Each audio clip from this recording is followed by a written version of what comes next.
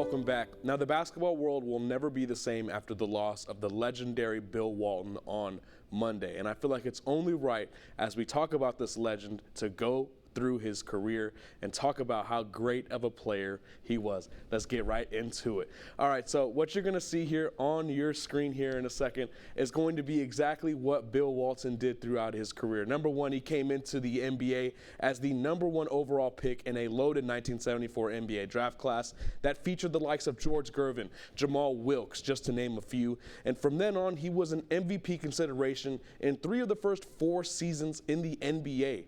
Eventually, he won his first title and Finals MVP in 1976, and Walton's prime, well, it was cut short due to foot issues, but he still made an impact in what I would call his second prime as a sixth man, not only winning the award, but eventually he carved out a key role for the 1986 NBA champion Boston Celtics, averaging 7 points, 7 boards, and 2 assists in the playoffs. Now, that was just one part of his career, and I said we're going to talk about his career, right? So let's head over to the Bartonic board, because let me tell you something. You can't talk about college basketball without mentioning the great Bill Walton. So let's go through some of these accomplishments. First, he was a 2-time NCAA champion, 2-time AP Player of the Year, 3-time Naismith Award winner, which goes to the top basketball player of the year, a 3-time consensus All-American with career averages of 20.3 points, 15.7 boards, shooting 65.1% from the field, all of which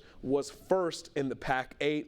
And I know this may seem like an opinion. He's regarded as a top 5 college basketball player of all time, but I think that's more so the consensus. You cannot talk about college basketball without mentioning the great Bill Walton. And enough of me telling you how good he was in college. Let's roll the tape. Look at the tape and see how good he was in college. He continued UCLA's dominance back in the 60s and 70s, winning 2 natties as not just the #1 player on his team, but in the entire nation.